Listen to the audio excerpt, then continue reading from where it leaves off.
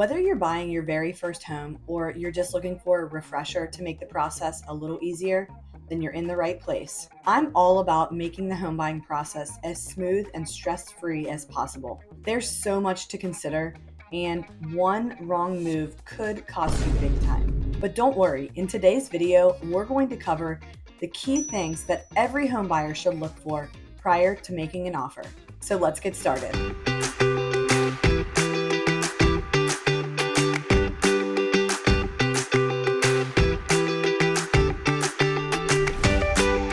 I'm Angela Evans with Cincinnati Ohio Living, and I'd love to help you find the right place to call home. If you're new to the channel and you're interested in all things real estate, make sure you hit that subscribe button and tap the bell for notifications. That way you can stay up to date on living in Cincinnati. Now, if you've been looking at homes for a while or you've been through the process before, you know how exciting and also overwhelming it can be. You walk through the door and suddenly you're trying to take in everything all at once, from aspects that you love and maybe aspects that you don't love, and trying to envision your own. It's easy to get caught up in the excitement of the moment. But there are a few key things that you should always look for when touring a home. And if you miss these things, they could end up costing you big time. So one of the first things that you should do is review the property disclosures. This is the first place that you're going to check for potential property defects. Just keep in mind that this form is filled out by the current owner and sometimes isn't quite as comprehensive as we would like it to be. As your agent, I always review these property disclosures, and after touring the home, if you have any follow-up questions and are considering making an offer, then I kind of do a little bit of detective work to find out as much as I can to help arm you in making the right decision. I'm definitely a follower of when in doubt, ask. Anyone that knows me well knows that I ask a lot of questions. So the property disclosures are just one aspect. Now, when you're touring the home, you're actually going to look at the overall condition of the home. First impressions do matter, and you're going to want to take that into consideration when you first pull up to take a look at this home. Does the lawn look well maintained? Is the driveway in good shape? Is there any peeling paint or cracked siding or maybe some noticeable foundation cracks? These issues can sometimes indicate bigger problems underneath. So here are some things you should be checking. The roof. Are there any missing shingles? I always try to ask if the current owner knows the age of the roof. Sometimes they do and sometimes they don't. Usually if they had it put on themselves, they're going to have some sort of documentation on that, so that can also help. But as you probably guessed, a roof is quite a hefty cost, and you don't want to go into purchasing a house not realizing that it needs a new roof in the next year. Then the windows. Are they in good condition? Have they been replaced, or do they look original or extremely outdated? Or maybe they're cracked or the seals are broken, and you'll notice the seals are broken when there's a lot of fogging between the two panes of glass. And along with the windows are the lintels. So this is where you might see some sagging across the top of a window or maybe a garage door, and this can be quite a hefty cost to fix. So it's just another thing to consider. And the foundation. Is there any visible cracks or settling? Sometimes you can't always see these things from the outside, depending on, if the entire foundation is underground. But sometimes, the front of the house might be underground, but the back of the house is more exposed, so you can look at things that way. Especially if you're sitting on a hill, it's important to check to make sure that structurally the home is sound. Now, to officially determine that a home is structurally sound, you're going to have to get a qualified structural engineer in there to look at it. But most of the time, this is probably not going to be necessary for your, majority run-of-the-mill house.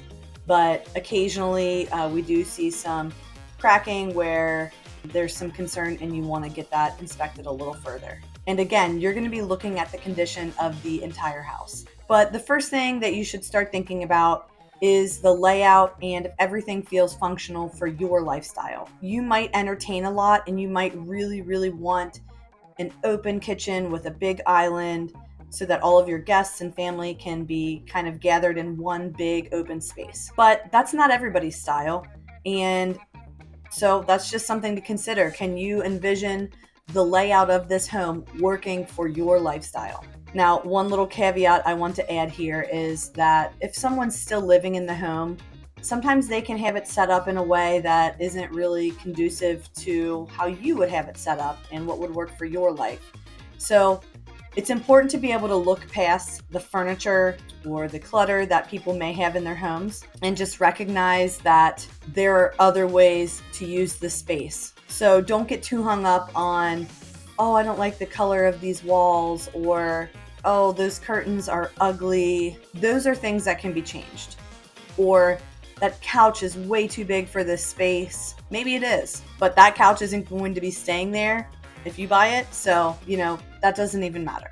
And then moving on, you're going to want to take a closer look at like the kitchen, the bathrooms, the bedrooms. Does the kitchen have enough space for what you need? Is it in good condition? Are the appliances newer or older?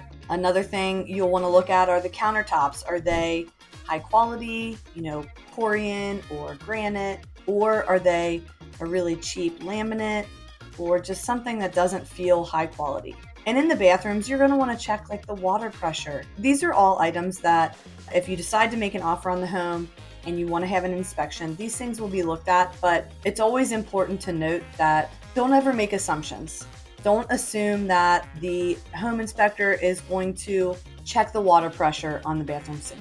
They should, and they most likely will, but just don't make assumptions. So I always like to either be there with the inspector, or if I'm the buyer, I like to be there with the inspector so that I can ask questions as they go and really make sure that everything is being thoroughly checked out. But they'll turn the faucets on and the shower and the tub, flush the toilet, all of those sorts of plumbing things, and make sure that everything is functioning properly and that nothing's backed up and that there's no signs of water damage. Now, signs of water damage can be sometimes really hard to tell, and sometimes you might not be able to know that ahead of time. And that's just one of the risks that you take in purchasing a home. And then like the tile and the grout, a lot of times here, homes built in the 50s have some retro colored tile. The bathroom at my old house had baby blue and yellow tile, and pretty sure it still does to this day. But I'll tell you what, that tile was in perfect condition. There were no cracks in it.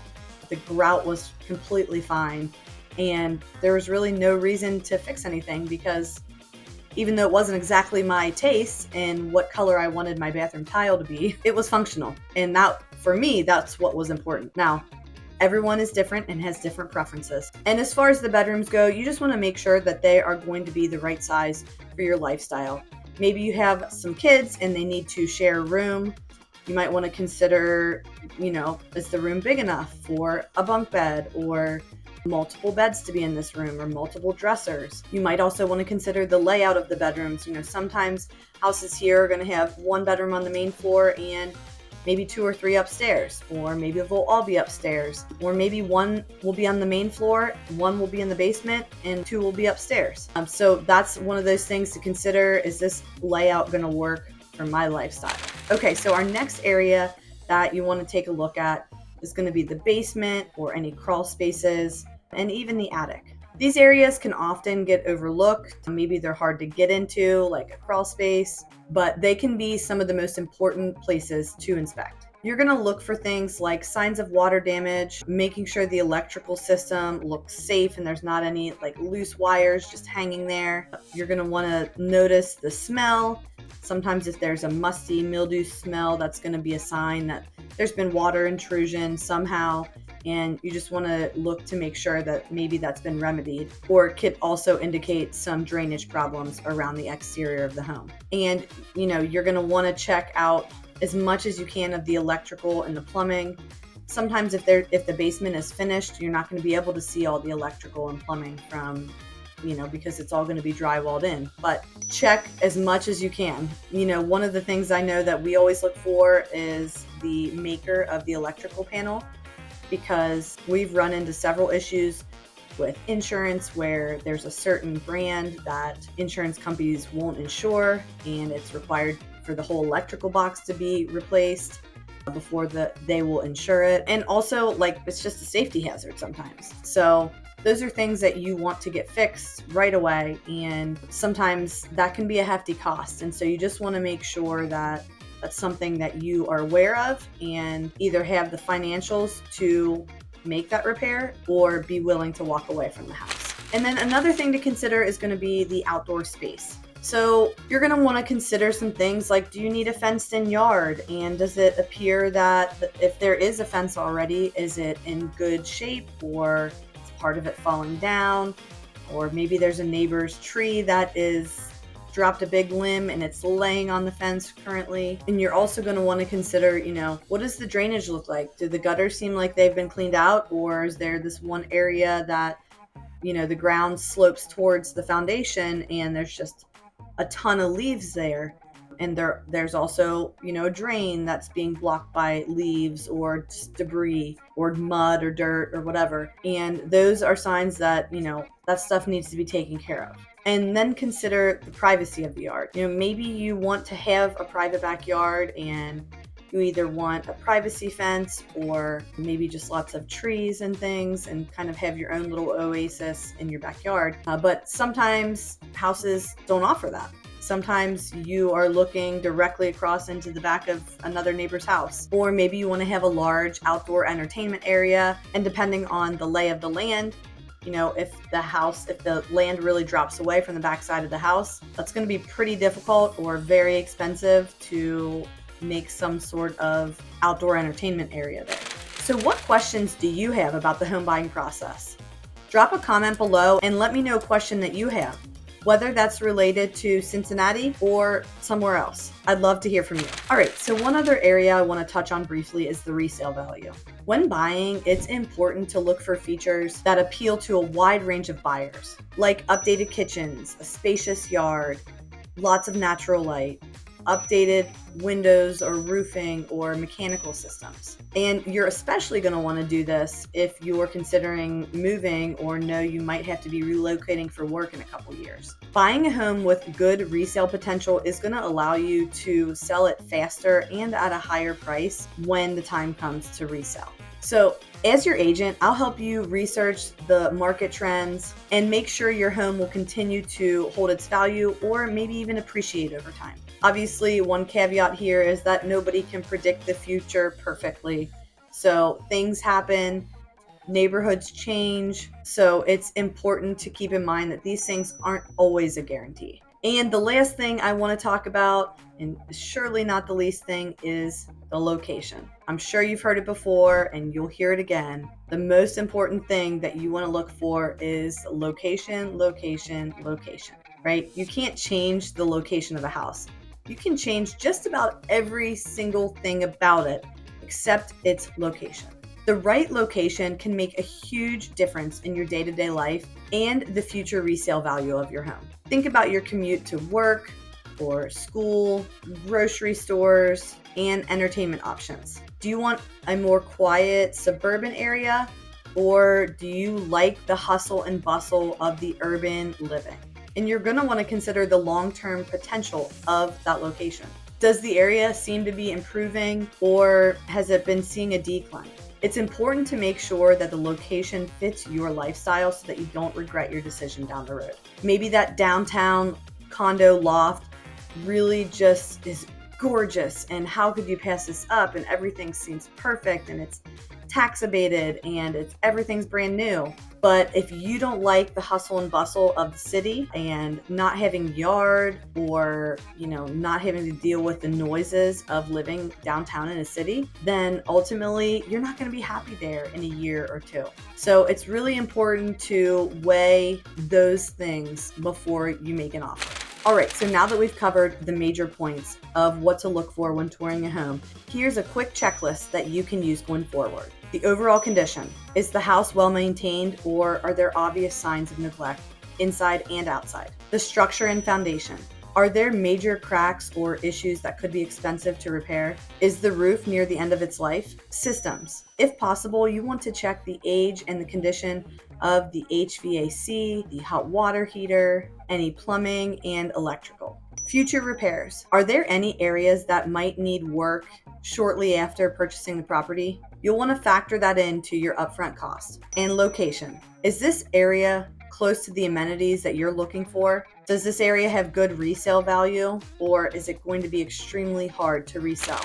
All right, so I hope this video helps you feel more confident the next time you go to look at a home. Whether you're looking to buy your very first home or you just want to make the process a little bit easier, I'm here to help you find the right place to call home. Reach out to me today. You can text, call, email, or book a Zoom call. All of that is in the description box below. And don't forget to like, comment, and subscribe for more real estate content. Are you wondering what video to watch next? You can give this one a try. Thanks for watching today.